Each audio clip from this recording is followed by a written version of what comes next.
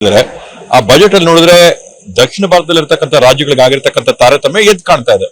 ಇವತ್ತು ಅದಲ್ಲದೆ ನಮ್ಮ ಪಾಲಿಗೆ ಬರಬೇಕಾದಂತ ತೆರಿಗೆಯಲ್ಲಿ ಹಣ ಸುಮಾರು 1,87,000 ಕೋಟಿಯಷ್ಟು ನಮಗೆ ಕೋತ ಆಗಿದೆ. ಅದ್ರ ಬಗ್ಗೆ ನಾವು ಧ್ವನಿ ಎರದೆ ಪ್ರತಿಭಟನೆ ಮಾಡದೇ ಇದ್ದ ಸಂದರ್ಭದಲ್ಲಿ ನಾವು ರಾಜ್ಯದಲ್ಲಿರ್ತಕ್ಕಂಥ ಜನತೆಗೆ ನಾವು ಮಾಡಿದಂತ ಅನ್ಯಾಯ.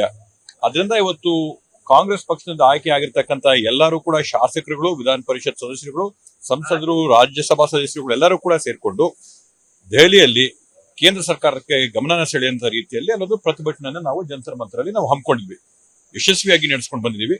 ಮತ್ತೆ ನಮ್ಮ ಏನೇನು ಅಹವಾಲುಗಳಿತ್ತು ಅವನ್ನೆಲ್ಲವನ್ನು ಕೂಡ ಕೇಂದ್ರಕ್ಕೆ ನಾವು ಅಲ್ಲಿ ಮಂಡನೆ ಮಾಡಿ ಬಂದಿದ್ದೀವಿ.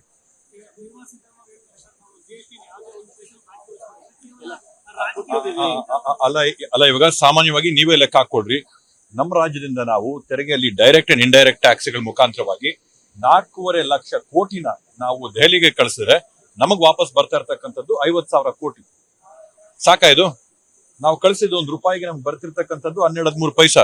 ಅದೇ ನೀವು UP ಅಲ್ಲಿ ಲೆಕ್ಕ ಹಾಕೊಂಡ್ರೆ ಅವ್ರು ₹100 ಏನಾದ್ರು ಕೇಂದ್ರ ಸರ್ಕಾರ ಕೊಟ್ರೆ ₹313 ಅವ್ರಿಗೆ ವಾಪಸ್ ಬರ್ತಾ ಇದೆ. ಬಿಹಾರ್ ನೀವು ಲೆಕ್ಕ ಹಾಕೊಂಡ್ರೆ ₹450 ಬರ್ತಾ ಇದೆ. ಆಯ್ತು, ನಾವು ಒಪ್ಕೋಣ, ಬಡ ರಾಜ್ಯಗಳನ್ನ ಅಭಿವೃದ್ಧಿ ಮಾಡ್ಬೇಕಾದಂಥದ್ದು ನಮ್ಮೆಲ್ಲರ ಜವಾಬ್ದಾರಿ. ಆದ್ರೆ ಕರ್ನಾಟಕದಲ್ಲಿ ನಾವು ಒಂದು ಮುಂದುವರೆದಂತ ರಾಜ್ಯವಾಗಿ ನಮ್ಮ ಪಾಲನ ನಾವು ಹೋರಾಟ ಮಾಡೋಂಥದ್ದು ಯಾವಾಗ?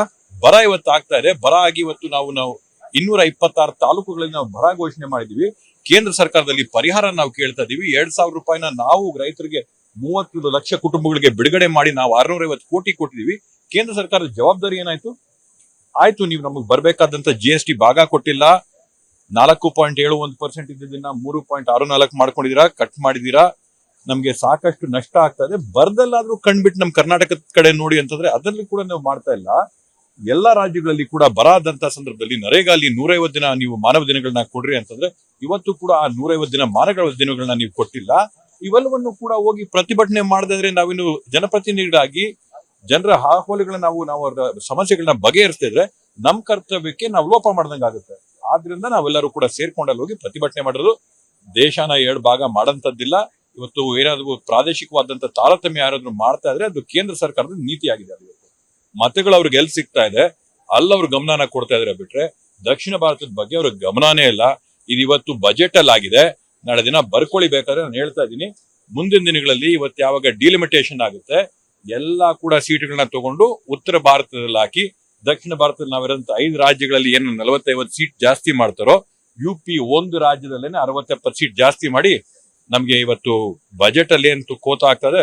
ಮುಂದಿನ ದಿನಗಳಲ್ಲಿ ಜನಪ್ರತಿನಿಧಿಗಳಲ್ಲಿ ಕೂಡ ಅದೇ ರೀತಿಯಾದಂತ ತಾರತಮ್ಯ ಆಗುತ್ತೆ.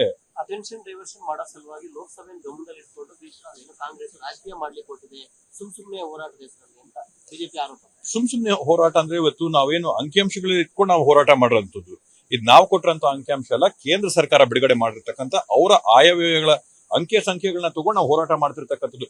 ನಾವೇನು ಸೃಷ್ಟಿ ಮಾಡ್ಕೊಂಡಿದ್ದೀರಾ 1,87,000 ಕೋಟಿ ಅನ್ನಂತ ಒಂದು ಅಂಕಿಅಂಶಗಳನ್ನ ನಾವು ಸೃಷ್ಟಿ ಮಾಡ್ಕೊಂಡಿದೀವ. ಇವತ್ತು ನೀವು ನಮ್ಗೆ 50,000 ಕೊಡ್ತೀರಾ, ನೀವು UPಗೆ 250 ಕೋಟಿ ರೂಪಾಯಿ ಕೇಂದ್ರದ ತೆರಿಗೆ ಕೊಡ್ತಾ ಇದ್ದೀರಾ. ಇದು ತಾರತಮ್ಯ ಅಲ್ವಾ?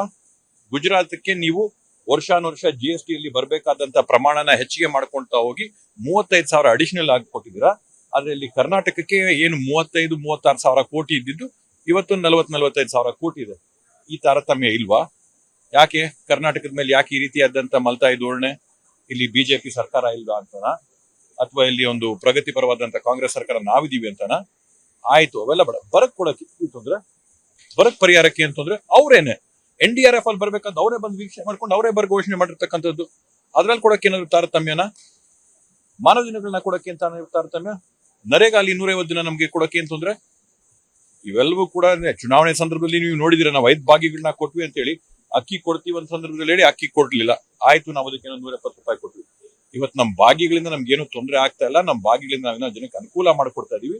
ಇಲ್ಲಿ ರಾಜ್ಯದಲ್ಲಿ ಯಾರ್ಯಾರು ಭಾಗ್ಯ ತಗೋತಾವ್ರ ಏನೋ ಬಿಟ್ಟಿ ಭಾಗ್ಯ ಯಾರ್ದು ಬಿಟ್ಟಿ ಭಾಗ್ಯ ಅಲ್ಲ, ಅವ್ರ ತೆರಿಗೆ ಕಾಸಲ್ಲೇ ನಾವು ಅವ್ರಿಗೆ ಕೊಡ್ತಿರ್ತಕ್ಕಂಥ ಭಾಗ್ಯ.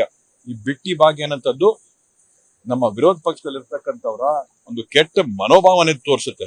ಬಿಟ್ಟಿ ಭಾಗ್ಯ ಅಂತನಂಥದ್ದು ನಾವು ಅವ್ರ ಸ್ವಾಭಿಮಾನ ಉಳಿಸ್ಬೇಕಂತೇಳಿ ನಾವು ಭಾಗ್ಯ ಕೊಡ್ತಿರಕ್ಕಂಥ. ಅನುಕ್ಷಣದ ಸುದ್ದಿಗಳಿಗಾಗಿ ವಿಸ್ತಾರ ನ್ಯೂಸ್ ಯೂಟ್ಯೂಬ್ ಚಾನೆಲ್ ಸಬ್ಸ್ಕ್ರೈಬ್ ಮಾಡಿ. ಹೊಸ ಸುದ್ದಿಗಳ ನೋಟಿಫಿಕೇಶನ್ಗಾಗಿ ಬೆಲ್ ಐಕಾನ್ ಕ್ಲಿಕ್ ಮಾಡಿ. ಲೇಟೆಸ್ಟ್ ಅಪ್ಡೇಟ್ಸ್ಗಾಗಿ www.vistaranews.com ವೆಬ್ಸೈಟ್ಗೆ ವಿಸಿಟ್ ಮಾಡಿ.